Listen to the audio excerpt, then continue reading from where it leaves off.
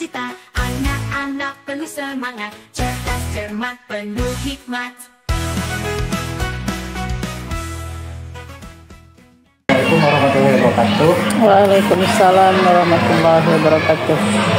Perkenalkan, nama saya Ali Musin. Pada kesempatan kali ini saya akan melakukan suatu analisis terhadap penerapan proses pengambilan keputusan yang dilakukan oleh pimpinan saya di sekolah di SD Manasari bersama Ibu Kepala Sekolah saya, Bunda Siti Yuliantini. Oke, kita langsung saja ke tahapan wawancara. Bunda, bagaimana kabarnya hari ini? Alhamdulillah, kabar baik. Terima kasih ya Bun atas waktunya. Saya mohon izin untuk menanyakan beberapa hal mengenai proses pengambilan keputusan yang selama ini telah Bunda lakukan yang berkaitan dengan dilema etika ya Bun. Iya. Baik Bun, ke pertanyaan pertama saja. Selama ini bagaimana Bunda mengidentifikasi kasus-kasus yang merupakan dilema etika atau rujukan moral? Baik, terima kasih atas waktunya hari ini. Meskipun judulnya wawancara, Ya. tapi kita lebih ke sharing saja ya. Ya, Bun.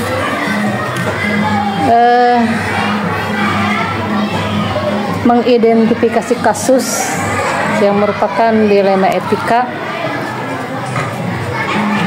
Sebetulnya pengennya sih fokus ke satu kasus begitu. Kasusnya Bun. Tapi mungkin hanya tergambarkan di pikiran kasusnya apa. Jadi kita coba saja tentang kasus-kasus yang sudah pernah ditangani. Yang pertama, berdasarkan pengalaman,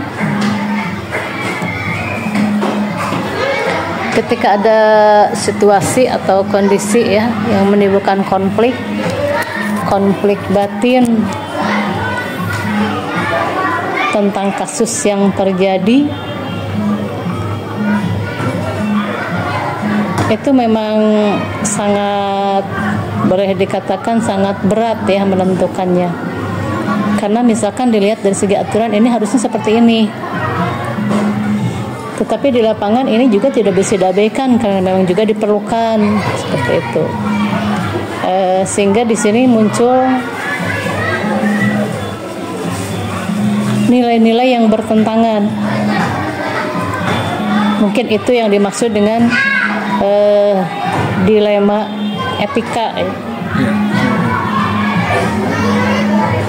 Yang berdasarkan pengalaman, ketika hal-hal itu sudah diindikasikan, oh ini ada sebuah kasus nih harus segera ditangani.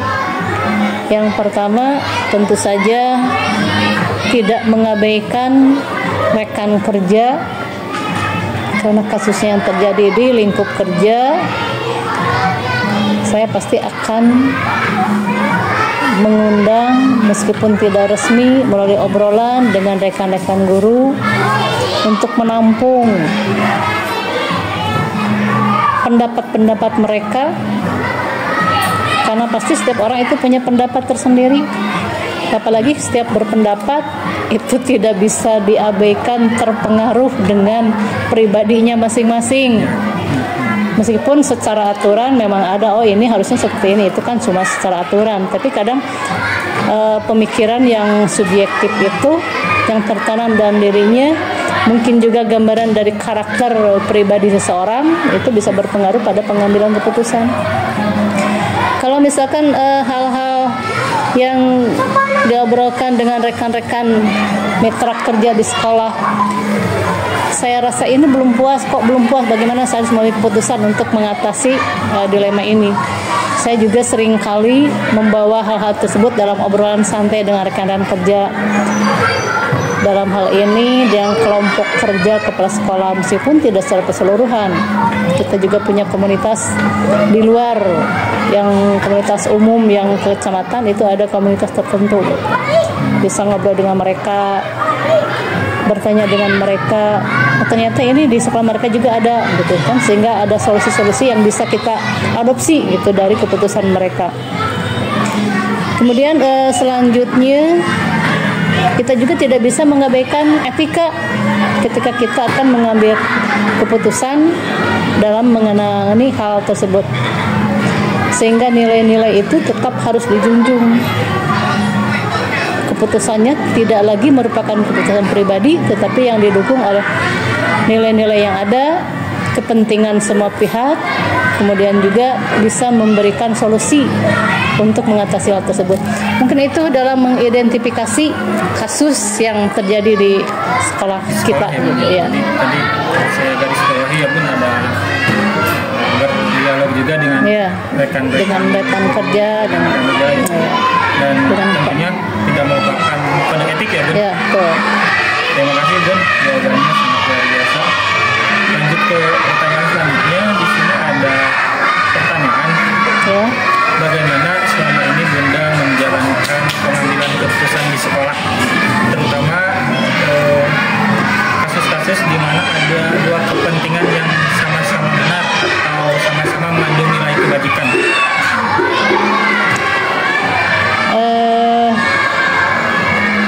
Baik, itu hal yang tadi di awal dikatakan ya. Ketika terjadi kasus seperti itu, memang sangat berat dalam mengambil keputusan. Karena yang tadi ada hati, ada aturan. Ketika keduanya tidak sejalan, itu akan menjadi sebuah dilema. Salah satu contoh, boleh mengambil contoh? Boleh. Salah satu contoh dalam penilaian kinerja misalkan.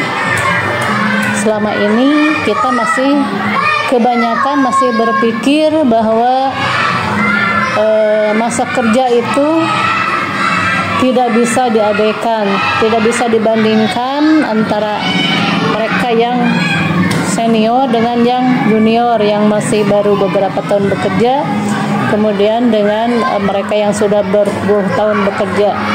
Masih ada asumsi di lingkungan kita itu bahwa yang masa kerjanya lebih tua itu tentu nilai dari kinerjanya itu harus lebih baik dari mereka yang di bawah masa kerjanya. Padahal dalam kenyataannya, dalam praktek kinerjanya itu tidak selamanya hal itu terjadi begitu.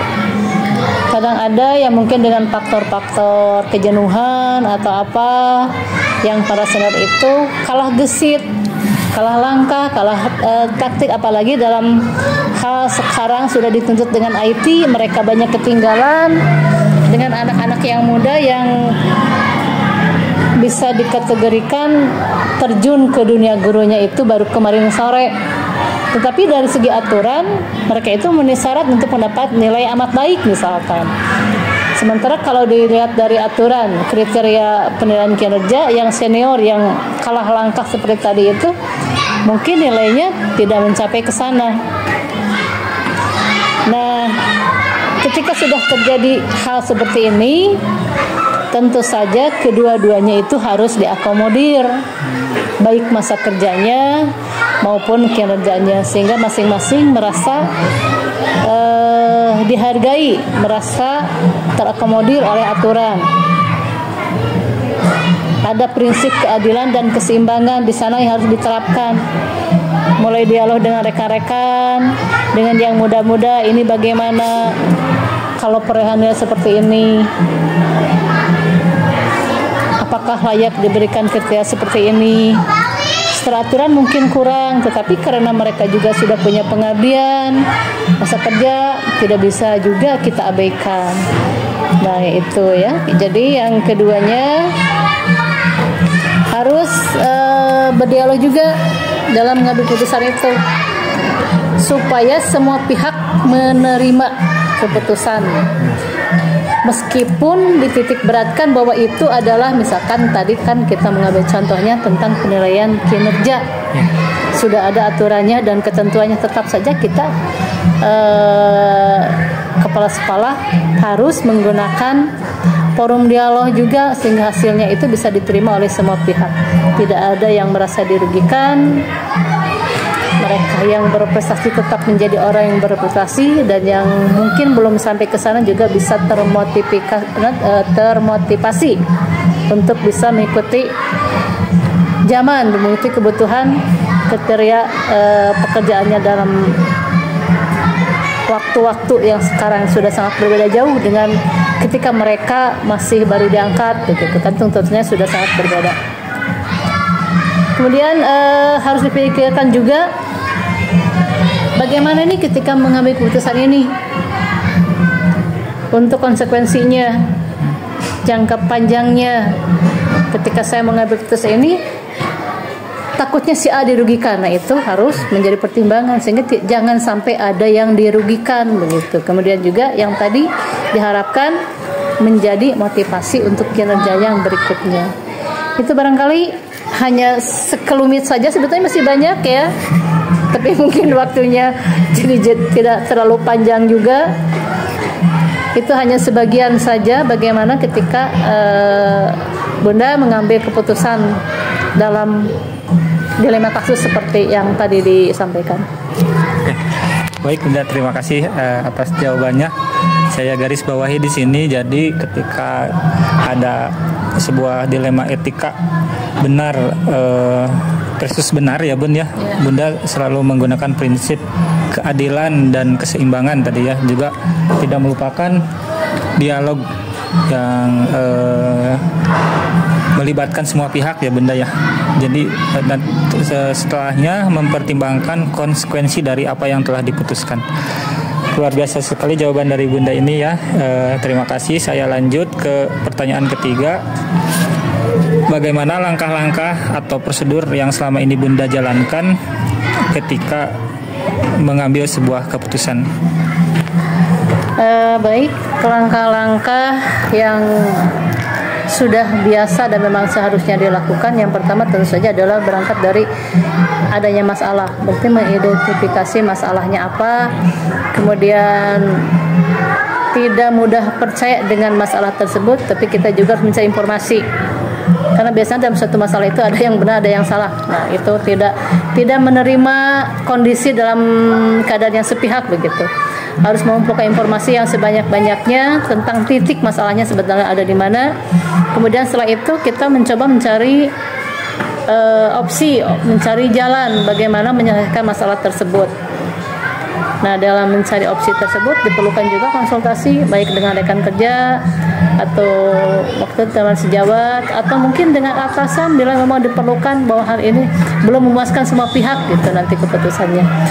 Kemudian baru kita melangkah ke mengambil keputusan. Nah, ketika keputusan itu juga sudah terjadi, tidak diabaikan begitu saja. Dalam kurun waktu tertentu kita harus mengevaluasi apakah keputusan tersebut memang dampaknya baik sesuai dengan harapan kita atau memang ada yang perlu kita perbaiki supaya tujuan dari pengambilan keputusan tersebut bisa terlaksana dengan baik. Itu saja barangkali dalam langkah-langkah yang diambil ketika kita menghadapi masalah, dilema masalah yang tadi, kasus tadi. Oke. Jadi setelah kita mengambil keputusan juga harus ada evaluasi ya Bun ya? Ya. Evaluasi itu tidak bisa diabaikan karena kita tidak bisa mengetahui apakah keputusan kita itu sudah tepat atau belum tepat ketika kita tidak melakukan evaluasi terhadap dampak dari keputusan itu.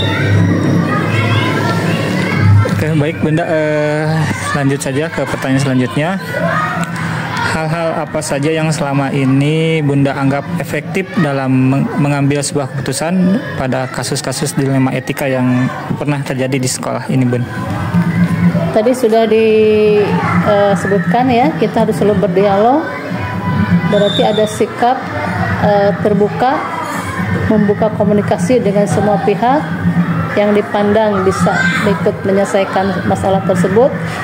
Kemudian juga ini yang gampang-gampang susah ini menerapkan empati, karena bukan hanya pada diri kita sendiri tapi juga kita bisa menanamkan pada orang lain. Ada kasus seperti ini, jangan merasa kasus itu itu kasus orang lain, kita mah nggak merasa. Nah, itu hal-hal seperti itu harus kita tanamkan, rasa empati ketika ada kasus yang memang bukan kita misalkan yang mengalaminya, tetapi kita harus tetap memberi solusi ketika menempatkan diri kita berada pada posisi masalah tersebut.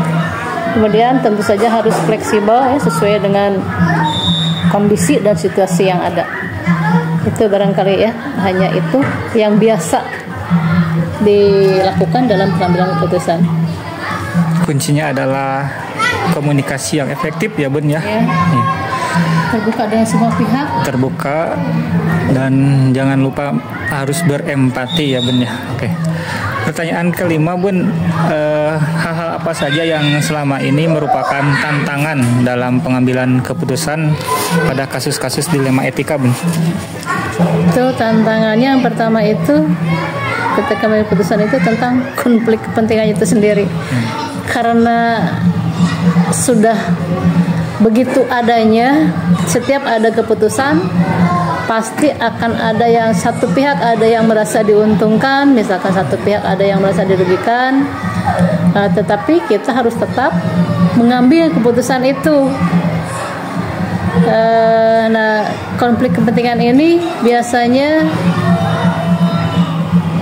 menjadi hambatan untuk mengambil keputusan. Kemudian yang kedua, kondisi waktu, karena tidak semua masalah bisa diselesaikan secepatnya. Masalahnya ini memang sangat urgent sekali sehingga harus segera diselesaikan. Memang seharusnya setiap masalah itu segera diselesaikan sebelum berlarut-larut begitu kan. Makanya itu termasuk tantangan ya dalam segi waktu.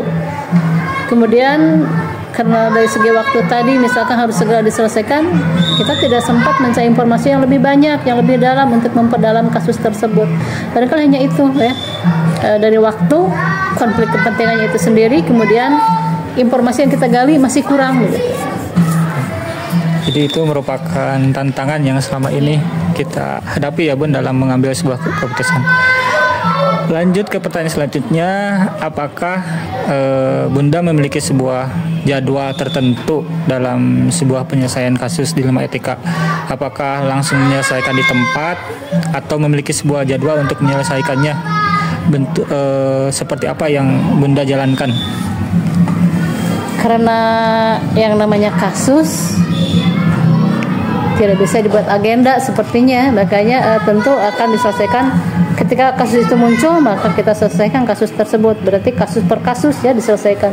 Kemudian waktunya juga fleksibel, tergantung kapan itu kasus terjadi, maka saat itu juga kita harus segera menyikapi untuk menyelesaikannya. Jadi kasus per kasus ya Bun diselesaikan. Oke. Pertanyaan selanjutnya, adakah seseorang atau faktor-faktor yang selama ini mempermudah atau membantu Bunda dalam pengambilan keputusan dalam kasus-kasus dilema etika yang terjadi?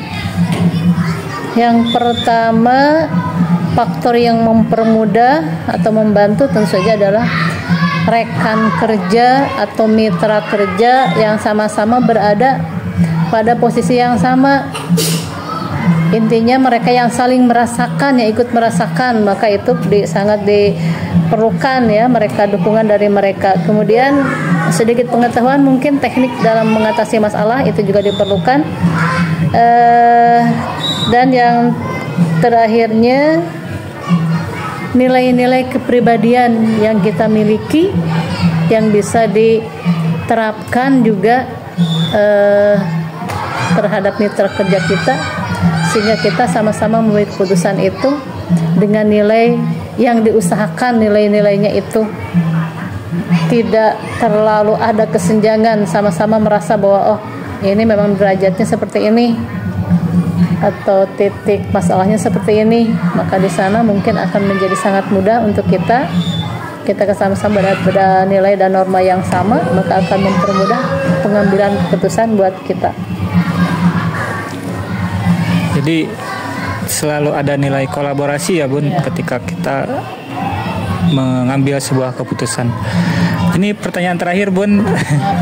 Dari semua hal yang telah disampaikan, pembelajaran apa yang dapat kita petik dari pengalaman Bunda nih mengambil keputusan sebuah dilema etika yang ada di sekolah? Yang dapat dipetik dari pengambilan keputusan ketika kita menghadapi dilema etika, yang pertama tentunya tuntutan untuk terus belajar menghadapi masalah, mengatasi masalah dengan tidak mengabaikan kolaborasi atau kerjasama dengan mitra kerja atau kolega atau rekan kerja kita.